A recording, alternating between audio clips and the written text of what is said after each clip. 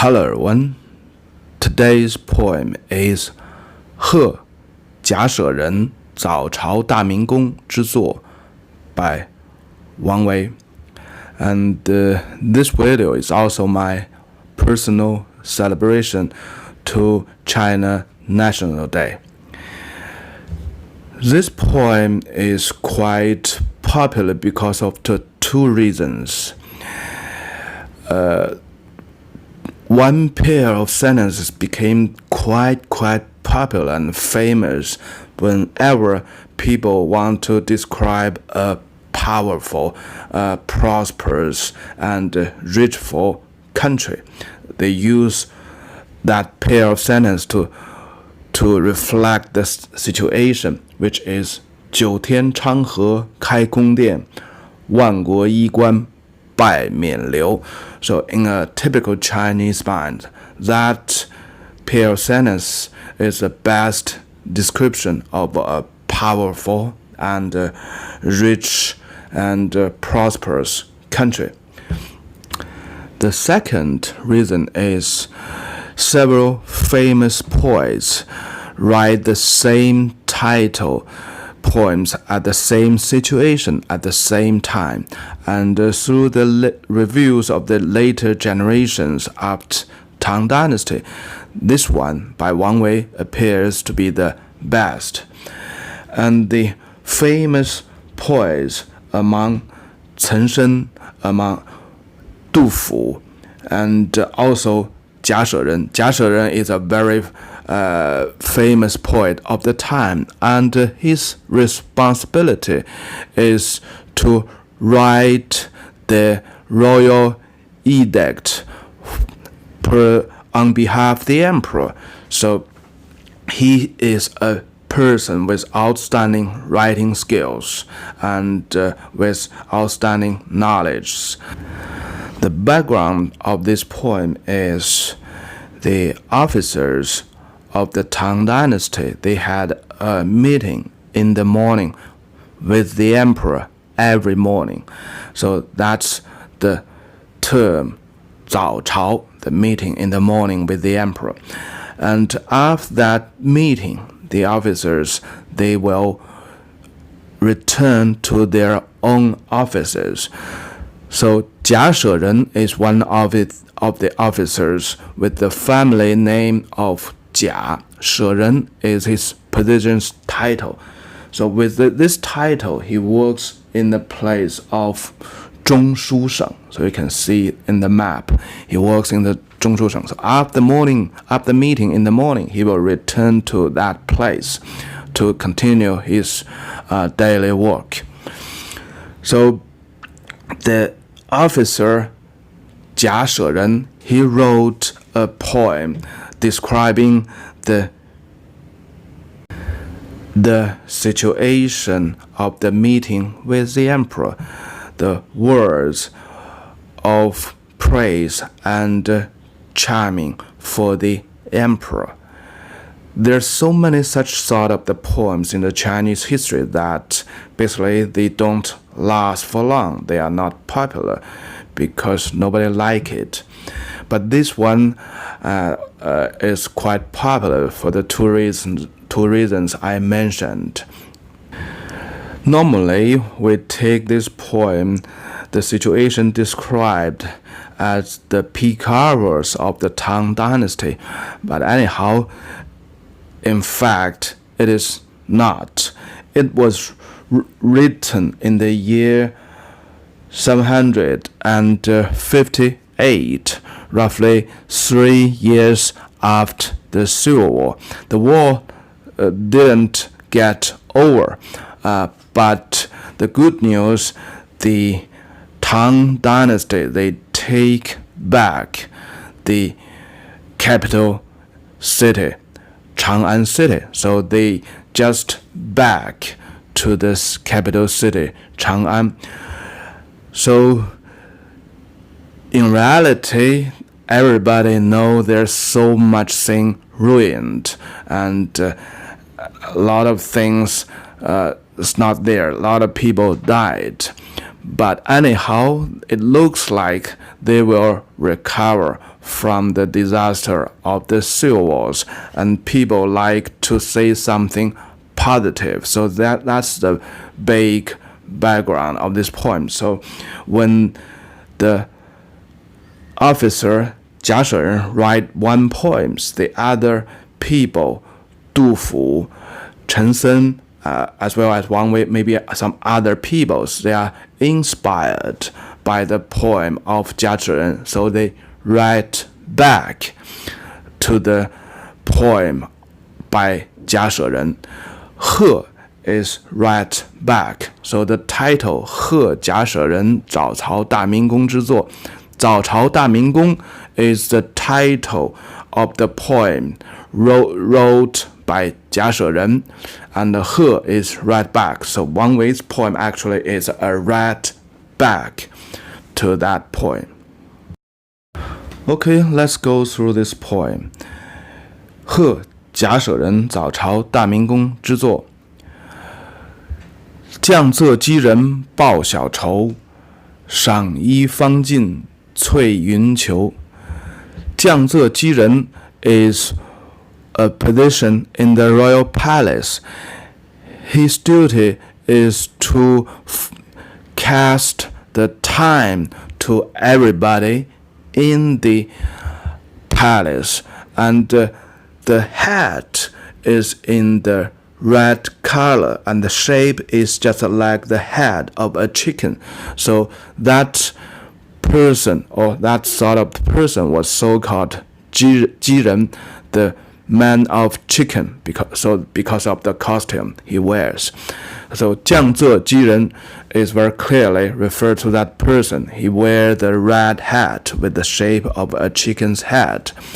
报晓愁 he's casting the time. Oh, it's morning. 小愁 愁 is a slice of bamboo, a piece of bamboo. It's the component of the ancient Chinese clock in this poem. So the water level will get low and high, and then the water level will indicate the time on that bamboo pieces. So here, so with all these things together, the first sentence is quite simple. The chicken man is forecasting it's early in the morning with that bamboo pieces. 上衣方尽翠云裘. 上衣 is also a title for a position in the royal palace. So he or her duty is to serve the emperor on the clothings, because the Asian Chinese clothing, you cannot wear the clothes by yourself. So, and also there's a lot of things associated with preparing the clothing and help the emperor to take on the clothings. So here the second sentence is quite clear. 赏衣 the officer just prepared, hand over the coat to the emperor. 翠云裘 was the clothing, the coat. 裘 is fur. 翠云 means the surface was printed with green clouds. So that's the shape, that's the picture only belonged to the emperor of the Tang dynasty. 九天阊阖开宫殿，万国衣冠拜冕旒. So it's all simple sentences. 阊阖 is the gate of the heaven. 九天, so that's the classical Chinese believing. The heaven has 9 layers. The king of the heaven stays or lived in the highest, in the 9th level of heaven. And on the ground, it has the same social structure. So the people on the ground has 9 layers. So the emperor of the Tang dynasty, he was belong the highest layers on the 9 layers. So here it borrowed the term from the heaven, the 9 skies, the 9 heavens, heaven 9. The gate of the heaven opened the palace. So it's just borrowed the term of the heaven to describe the royal events, the royal palace, the gate opened. 万国衣冠拜冕旒. 衣冠, the clothing and the hat. 冕旒, 冕 is hat, the head of the nobles, normally refers to the kings. 旒 refers to the jewelry attached on the hat in a chain shape, like this picture. So if with 旒, with the jewelry attached to the hat, it's the hat of the emperors, only for the emperors. So here, the 2 terms of class and clothing refers to different types of people. 衣冠 refers to the people on the royal palace at the moment, and 冕旒 refers to the emperor. And 万国 means 10,000 countries. So 万国衣冠 means the people from 10,000 countries. So it reflects the powerful and the prosperous of the Tang dynasty, the countries surrounding or even very, very far from the Tang Empire.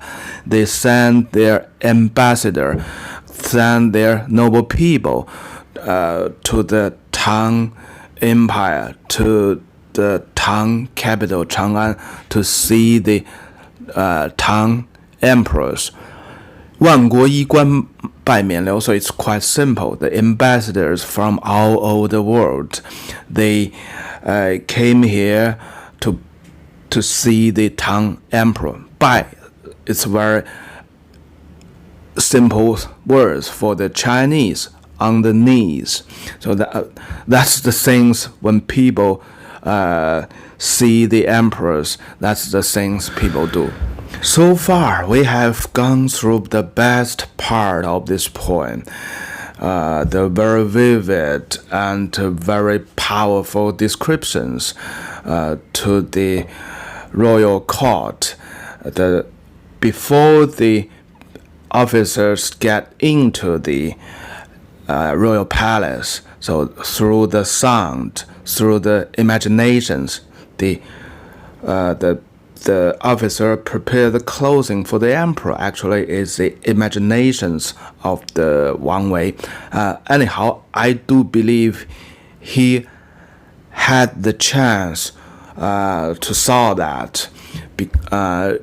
Wang Wei is a very, very hot, could be the most hot celebrities in the capital city, Chang'an. So he could has the possibility to saw that. That's why no other poets write or wrote poems like this, write this sort of the content. And then when they get into the royal palace, the 3rd and 4th sentence, that's the situation. They get into the royal palace, and this pair of sentences, 九天阊阖开宫殿, 万国衣冠拜冕旒, it was quoted again in through the Chinese history. It could be the most famous sentences to describe a powerful and prosperous country. And the following paragraph, the second paragraph actually, is much less sophisticated, because this poem is in the purpose, when we write this poem, the purpose is to write back to the poem by the officer 贾舍人. And the second paragraph basically is the read back. So all the elements has appeared in the poem of 贾舍人's poem, and Wang Wei rephrased the sentence or write from other angles and use some of the elements from the poet 贾舍人's. So that's the very polite and that's a very standard measure or writings in this type of poem. And that's also why this type of poem normally won't last and doesn't appreciate by the later generations people. It's too much rubbish. 日色才临仙掌动，香烟玉棒滚龙浮。日色才临, the sun is just coming up and shines on everyone. 仙掌动 is a big, huge fire only for the emperor. It's the purpose for that huge fire is to avoid the wind and the sunshine to the emperor. So this is a dynamic because the fire is swinging slowly around the emperor. It describes the magnificent will of that pinpoint. 香烟玉棒滚龙浮，香烟 the smoke of the incense. So that's quite normal in the ancient China, especially in the royal palace, in the royal court. The smoke of incense want to surround the emperor. So it gives the smoke a human personality, unwilling to surround the emperor. So that makes the emperor more magnificent, more royalful. 滚龙服, 滚 is the clothing only for the emperors. 龙, so that's describing that clothing. On that clothing, there's a picture of the dragon. And so 滚龙服 means the smoke is surrounding the emperor, and the dragon on the clothes is just like floating. So floating is also dynamic. It makes the situation very lively and dynamic. And all the huge fires, the incense, the smoke of the incense is some of the elements borrowed from the poem by 贾舍人, the very original poem. So this pair of sentences also describing the situation in the meeting. So we can see the timing is in sequence. The people is waiting to go into the royal court, and then the door opened. Everybody get on their knees to the emperor, and then the emperor is sitting there. Describe the powerful and royal emperor in his position. And the last pair of sentence, 朝罢须裁五色朝，配生归道凤池头, is after the meeting of the in the morning. 朝罢, so the meeting was over. The morning meeting was over. 须裁五色朝, so he had to go back to his office to write the royal document, the royal edict documents on behalf of the emperor. So this is writing back or referring to the officer 贾舍人. So the duty of 贾舍人 is to write that royal edict documents.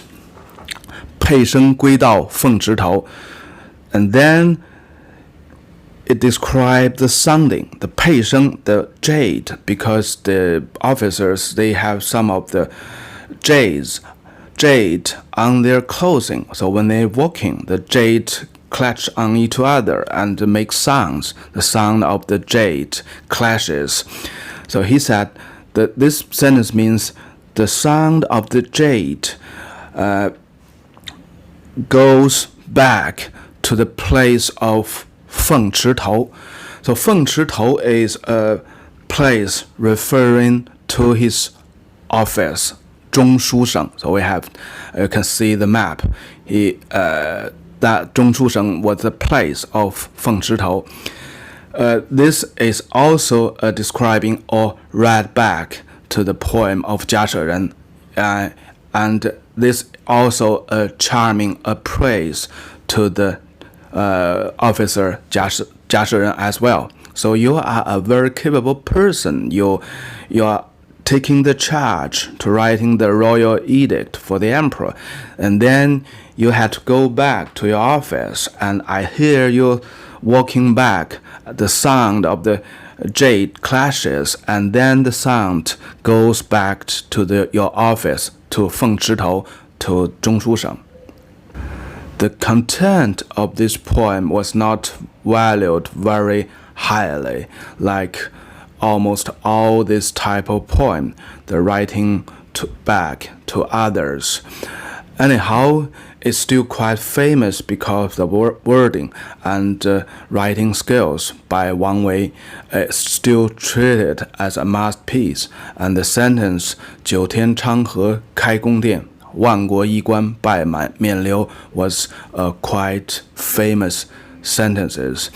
And also, in my personal point of view, it reflects a very untold Chinese value that the richful, the powerful, the prosperous of a country was not reflected by other things, but with how many people was coming over to celebrate this country.